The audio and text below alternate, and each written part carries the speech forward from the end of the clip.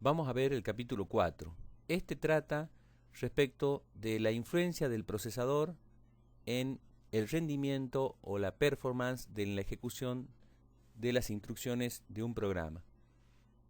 Habíamos ya visto que el término performance significaba el beneficio o las prestaciones que se puede obtener en la ejecución de un programa en un computador.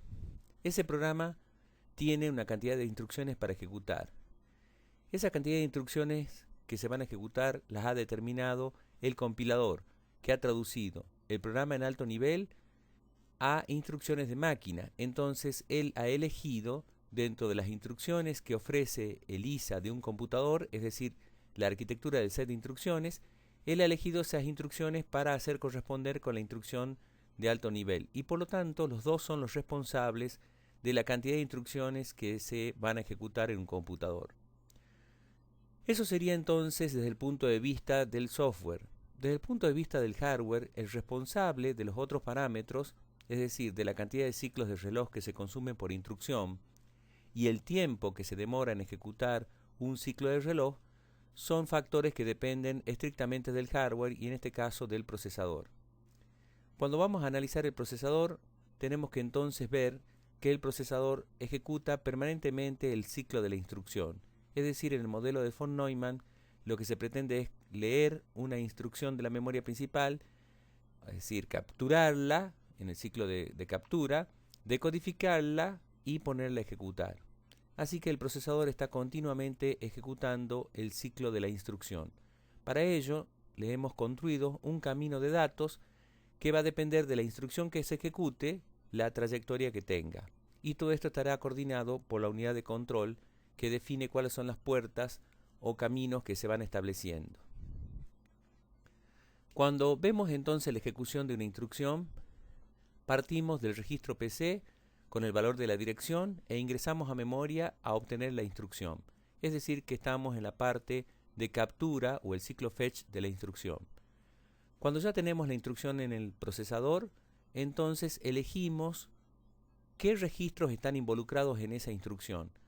Entonces vamos al archivo de registro o al banco de registros y leemos el valor de esos registros que están indicados en la instrucción. A partir de ahí depende, por supuesto, de la clase o el tipo de instrucción, las unidades que participan. Pero lo que sí se ve es que la unidad lógica aritmética, la ALU, está presente casi en todas las instrucciones. Por ejemplo, para las instrucciones aritmética y lógica participa en obtener algún resultado aritmético o lógico. Por ejemplo, cuando se va a direccionar a la memoria principal, participa en la composición de la dirección efectiva de la memoria para hacer operaciones de lectura o escritura. Cuando se va a decidir para qué dirección va a ser la próxima instrucción, la dirección destino de una instrucción de bifurcación, también participa la ALU componiendo las direcciones y obteniendo cuál será la dirección de salto. Entonces, los accesos a memoria para obtener datos para las instrucciones del tipo load store va a depender, obviamente, si se trata de una instrucción de captura de datos. Así que va a participar la parte digamos, la parte de las unidades funcionales que permiten el acceso a memoria.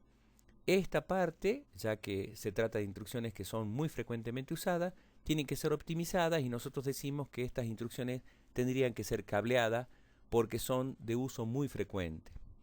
Y por último, el registro PC, que también estaba participando en la obtención de la instrucción, tiene que ser actualizado porque tiene que apuntar a la siguiente instrucción que, si no llega a tener ningún salto, en el caso de los MIPS, se incrementa en 4. Bien, en esta diapositiva vemos las unidades funcionales que participan en el ciclo de una instrucción. Decíamos hace rato, partiendo del registro PC, se va a obtener la dirección de la próxima instrucción que permite acceder a la instrucción en la memoria principal. Luego, cuando se decodifica esa instrucción, entonces se accederá a los registros para obtener alguna dirección, algún dato, y a partir de ahí se volverá a ingresar, es posible, de acuerdo a la instrucción, a la memoria principal, pero esta vez para obtener datos. ¿Quién ha participado en esta decisión de cuál es la dirección para acceder a memoria? una vez más la unidad lógica aritmética, la ALU. Y también participa ALU, pero ahora con funciones específicas muy particulares, ALUs que pueden llegar a ser mucho más simples, que son sumadores. Son sumadores para obtener direcciones efectivas. Bien, de lo que nosotros vemos esta diapositiva es que principalmente estamos observando que la memoria se encuentra dividida, instrucciones por un lado y datos por otro lado.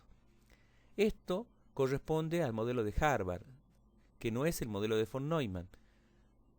Lo que le interesa al procesador es que cuando tenga ya en el momento que ejecutar, cuando ya esté encima de la instrucción, sí le conviene que estén en módulos separados. Pero esto almacenado en la memoria principal están todos juntos.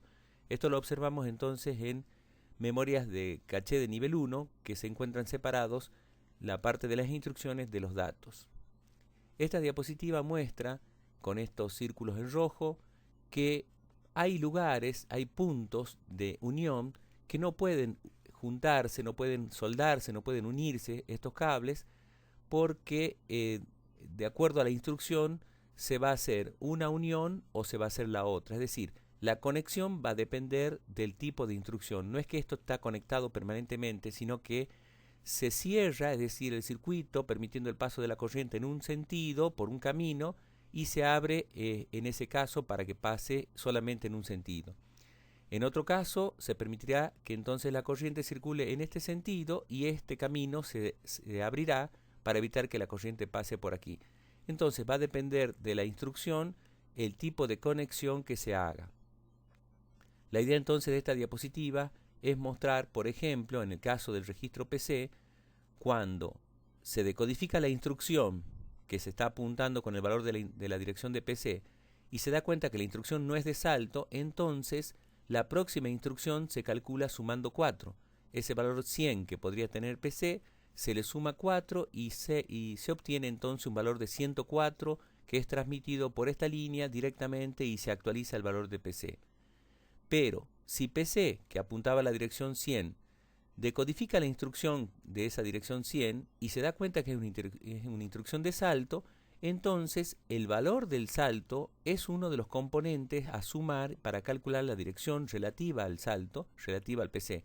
Así que el 104 que obtuvimos recién, debemos componerlo con una dirección que por ejemplo puede ser 10.000 y entonces tendremos una dirección de salto definitiva de 10.104. Así que este punto, que es crítico, tiene que ser resuelto de alguna manera con un dispositivo, como el que vemos en esta diapositiva, al que le llamamos un multiplexor. El multiplexor entonces es un circuito combinacional que su única salida depende de las entradas que tenga. En este caso, los multiplexores reciben n entradas y tienen una sola salida. ¿Quién elige la entrada que está habilitada? Bueno, la unidad de control. La unidad de control es la que vemos aquí abajo.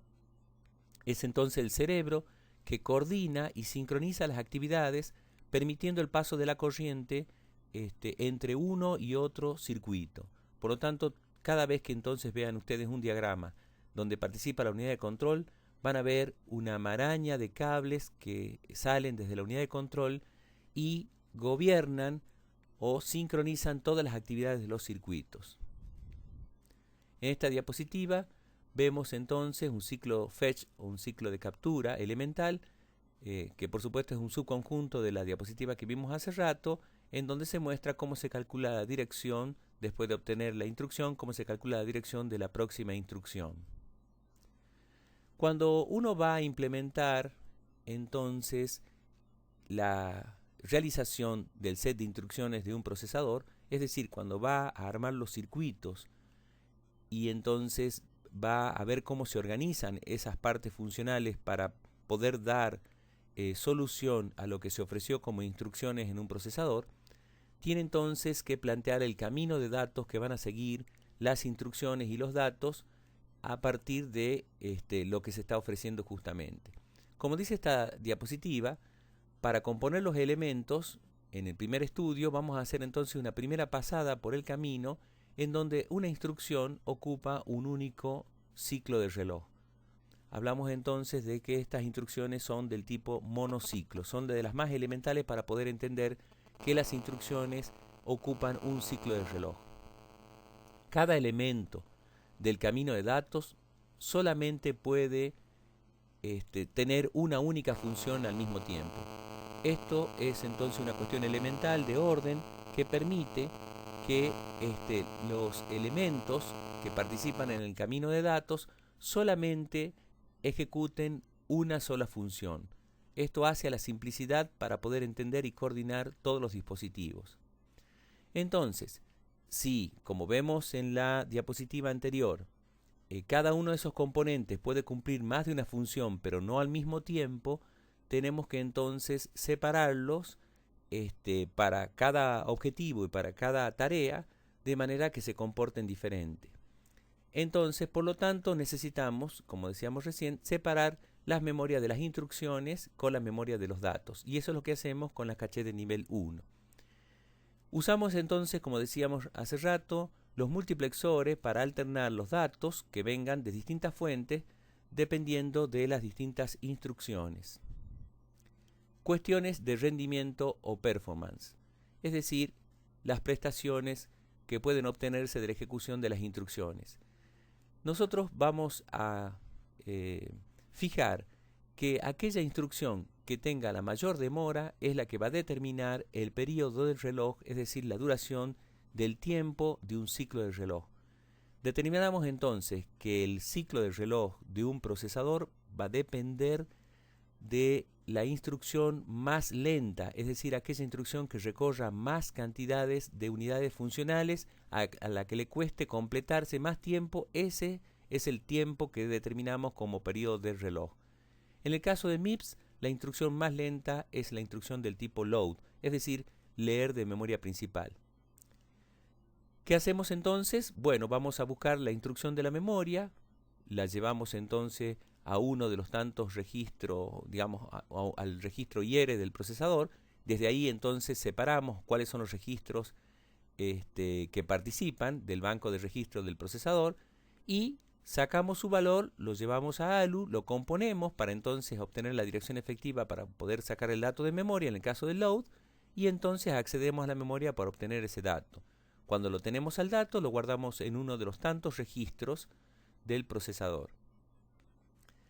No vemos como factible cambiar el periodo del ciclo del reloj para las diferentes instrucciones, así que por eso tomamos el peor caso y el mismo ritmo de ejecución lo planteamos para todas las instrucciones, ya sea que demoren menos, no más, pero sí menos, porque tomamos siempre el peor caso más lento.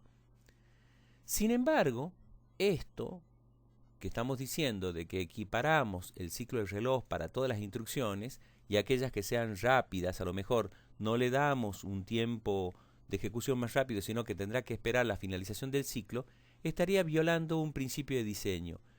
Este principio de diseño decía que aquel caso que sea más rápido, el caso que sea común, el caso que sea normalmente usado, frecuentemente usado, tendría que ser el más rápido.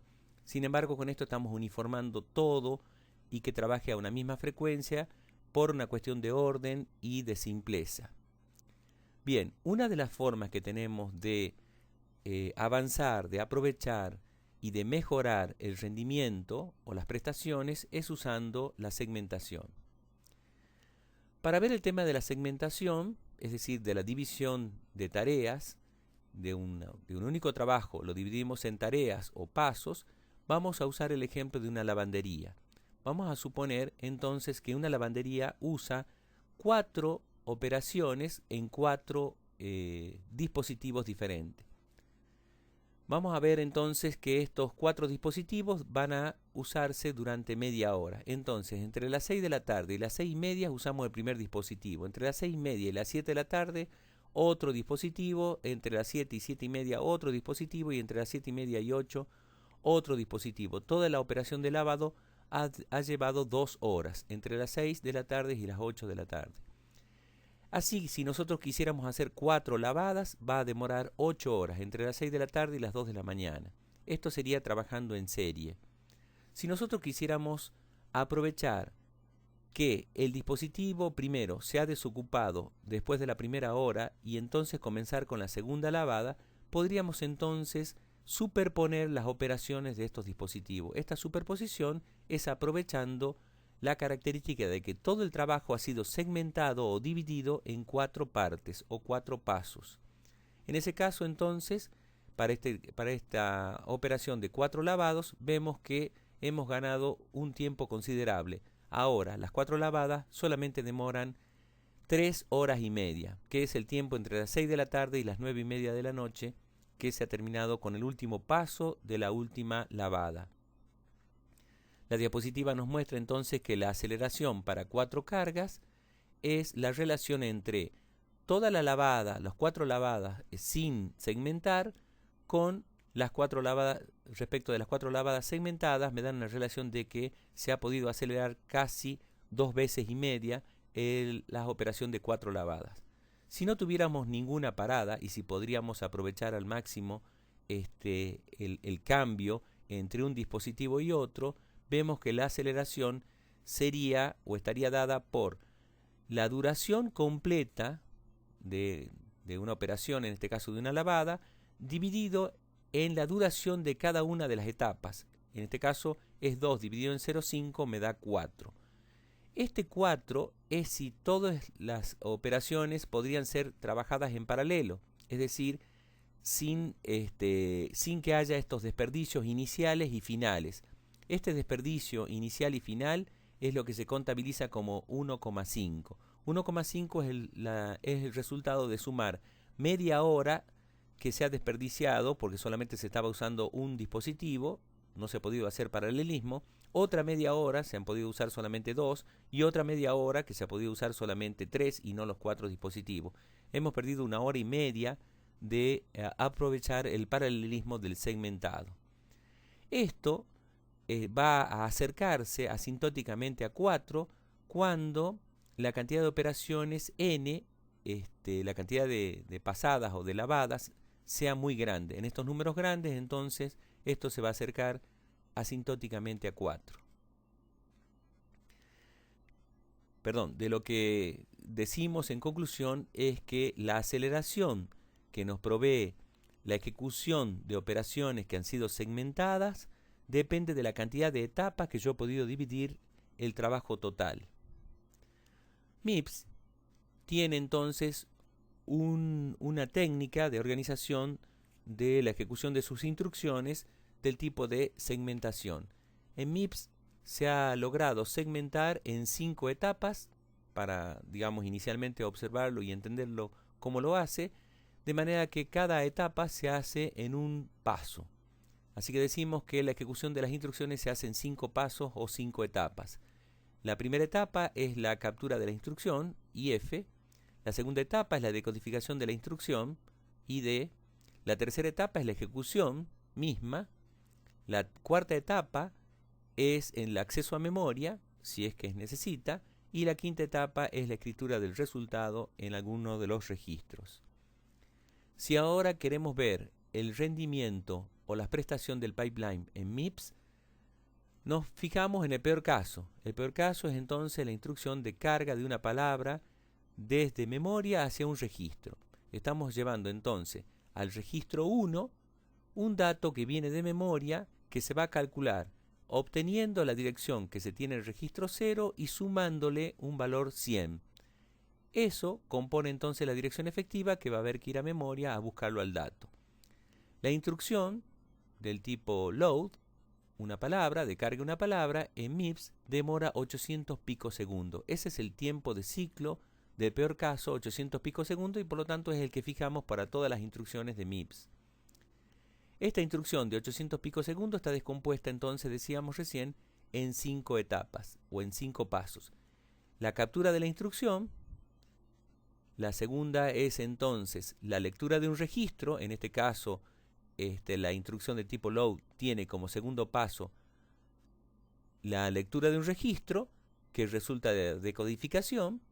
Luego se va a componer en ALU el valor el registro inmediato, es decir, el valor inmediato que se trae junto con la instrucción, que es 100, sumándole al contenido de un registro, y así obtengo la dirección efectiva. Esto lo hace ALU para obtener la dirección a memoria para ir a buscar el dato. Los siguientes 200 picosegundos se demora la memoria en obtener el dato, y los siguientes 100 picosegundos lo va a gastar esta instrucción en escribir el resultado que se trae de memoria en uno de los registros. Así vemos que entonces la instrucción ha demorado 800 picosegundos. Si nosotros quisiéramos ejecutar 3 instrucciones en forma secuencial, sabemos entonces que 800 por 3 nos va a dar 2400 picosegundos si lo ejecutáramos uno detrás de otro.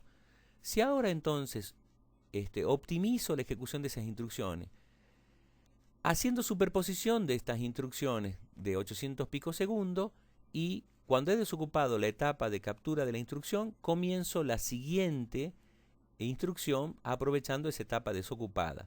Sin embargo, estamos observando que como la siguiente etapa va a demorar solamente 100 picosegundos, bien, yo tengo un desperdicio porque la siguiente instrucción, como también va a ser captura de la instrucción y demora 200, entonces hay un hueco que no está aprovechando la primera instrucción y que se desperdicia para poder sincronizar y que todas las instrucciones estén usando los 200 picosegundos en cada etapa, porque ahora tenemos un ciclo de reloj, ¿sí?, para esta configuración, esta organización que ha sido segmentada. El ciclo del reloj ha bajado a 200 picosegundos. Entonces cada etapa la voy a hacer en 200 picosegundos. Por lo tanto, la ejecución de una instrucción ahora demora 900 picosegundos. Hemos tenido entonces un retardo de 100 picosegundos por el hecho de estar sincronizando las actividades. Y el tiempo total de ejecución de las 3 instrucciones ha sido de 1300 picosegundos. En vez de que esto se podría haber aprovechado y sumar 200 picosegundos por cada una de las instrucciones que se agregan al pipeline. Así que tendríamos 800 picosegundos de la primera. Si esto hubiera sido teórico, sumo solamente 200 picosegundos más, me voy a 1000, y otros 200 picosegundos me iría a 1200. Sin embargo, las 3 instrucciones tienen entonces una demora de 1300 picosegundos por el hecho de desaprovechar los 100 picosegundos de sincronización en cada una de las etapas. El diseño de la segmentación y del set de instrucciones del procesador está muy condicionado al formato de las instrucciones y a la característica de que las instrucciones de los procesadores sean simples o sean complicadas. Por ejemplo, MIPS tiene un diseño que está ajustado y está pensado para que sea segmentado. Cuando se pensaron en las instrucciones de MIPS, se pensaron que se podrían segmentar. Por eso es que todas las instrucciones son del mismo tamaño, tienen 32 bits. Eso hace que sea más fácil la captura y decodificación y se haga en un solo ciclo. A diferencia de aquellas instrucciones que posee Intel del tipo x86, que tiene instrucciones que van entre 1 y 16 bytes. Por lo tanto, no se puede prever ni se puede determinar a ciencia cierta qué tiempo va a demorar la ejecución simultánea en pipeline. También vemos que MIPS tiene formatos de instrucciones que son regulares y además son algunos. Tienes 3 formatos de instrucciones diferentes y son muy parecidos en la posición de los bits para poder operar sobre ellos. De manera que se puede decodificar y leer registros de un solo paso. Los direccionamientos a memoria solamente se hacen con instrucciones del tipo load y store. Eso beneficia mucho porque entonces estamos con el principio de que las instrucciones debieran resolver solamente un solo tipo de función. Entonces uno puede hacer pronóstico, uno puede hacer determinismo, porque siempre se sabe que en las instrucciones, en la tercera etapa, se calcula la dirección a memoria y en la cuarta etapa se obtienen los datos de memoria. Ese orden permite entonces que el pipeline, que la segmentación sea mucho más ordenada y predecible. También vemos que los operandos están alineados en memoria cada 4 bytes. ¿Qué riesgo tiene el pipeline? ¿Qué riesgo tiene la segmentación? Claro, no todos son beneficios. Esto se paga de alguna manera. La forma de pagarlo que tiene entonces la segmentación es que cuando voy obteniendo una instrucción tras otra secuencialmente, entonces es posible que no pueda ejecutarla la siguiente porque habrá algún problema. Por ejemplo, los problemas que pueden ocurrir son situaciones de riesgo, como dice esta diapositiva, riesgo, por ejemplo, de estructura, que en la siguiente instrucción me esté pidiendo un recurso que está ocupado por la anterior. En ese caso no podré avanzar con la siguiente instrucción. ¿Cuál sería la solución? Bueno, replicar módulos, replicar dispositivos. Si voy a usar más de un mismo tipo de dispositivo, entonces tendré que tener 2 o 3 dispositivos para poder encarar la ejecución paralela de estas instrucciones. También podría tener riesgo de datos. ¿En qué sentido? Es posible que una instrucción sea dependiente de la anterior. Si una instrucción está tomando como argumento el valor del resultado de la instrucción anterior, entonces tendrá que esperar a que se termine completamente esa instrucción para recién entonces comenzar con la siguiente. Esta dependencia de datos es posible entonces minimizarla si uno hace anticipación o forwarding. Es decir, no espera a que la instrucción anterior grabe el resultado en un registro, sino que directamente apenas sale del cálculo de ALU, ese valor se lo lleva a la siguiente instrucción. Es como que hemos conectado un circuito con otro para evitar que pase por todos los pasos de llegar al resultado final, y entonces nos anticipamos y le pasamos el resultado antes de que llegue al registro final para no perder tiempo. Luego también podríamos tener riesgos de control, es decir, si la instrucción que estamos ejecutando es una instrucción de bifurcación y entonces hay que decidir si saltamos o no saltamos, si vamos por un sí o por un no de un if, entonces, bueno, necesariamente tendremos que esperar que se ejecute esa instrucción, es decir, que vaya al paso cuarto o quinto, para entonces recién tomar una decisión de si seguimos un flujo de instrucciones por un lado o por otro. Por lo tanto, el riesgo de control es un riesgo que de alguna manera para poder menguarlo, para poder disminuirlo, tendríamos que hacer algún tipo de predicción o tener algún tipo de estadística que nos permita no fallar en estas anticipaciones. Bien, entonces, del resumen de la segmentación o pipeline, vemos entonces que las mejoras en el rendimiento o en las prestaciones que nos ofrezca el pipeline van a depender de la productividad que se obtenga de la ejecución de las instrucciones. Es decir, que la ejecución de las instrucciones es responsable en un 90 o en un 100% del éxito que tenga el pipeline o la segmentación. Así que hacemos responsable a la ejecución de las instrucciones al éxito de la segmentación.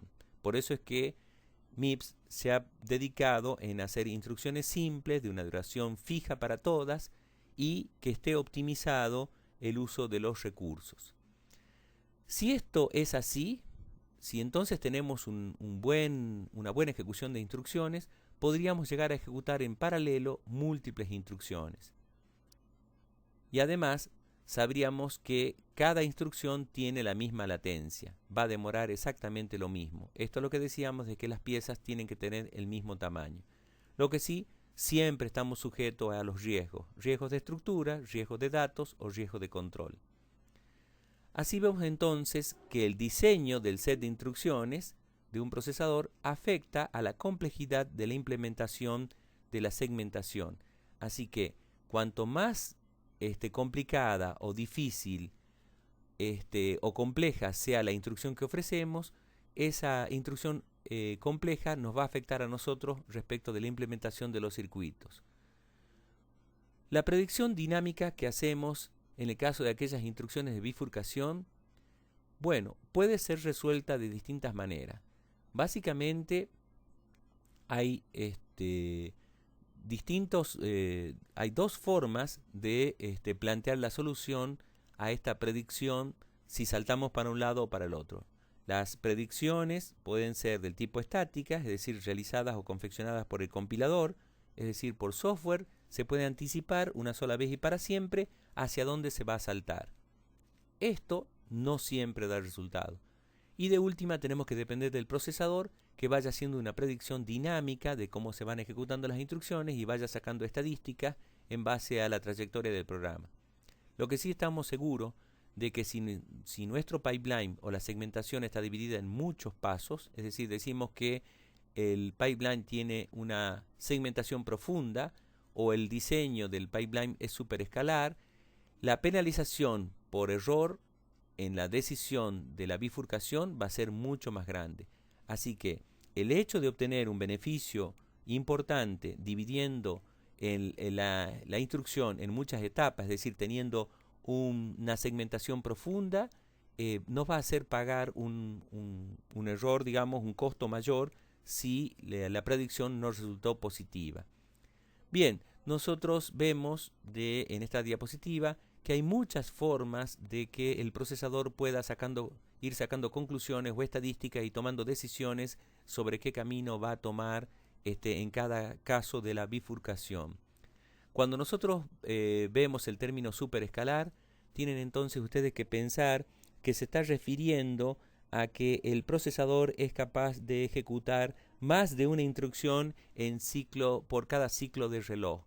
Esto hace que se anticipe y tenga registros en donde se va a ir guardando datos entonces para que la instrucción siguiente opere sobre enteros, sobre puntos flotantes, sobre instrucciones del tipo lógicas o aritmética, de manera que de ahí se vaya sacando y se pueda ejecutar en paralelo, pero en unidades funcionales diferentes, distintas instrucciones. Eso significa superescalar, la posibilidad que tiene un procesador de ejecutar más de una instrucción, pero en una etapa en particular, porque la tengo replicada, más de una instrucción en un ciclo del reloj.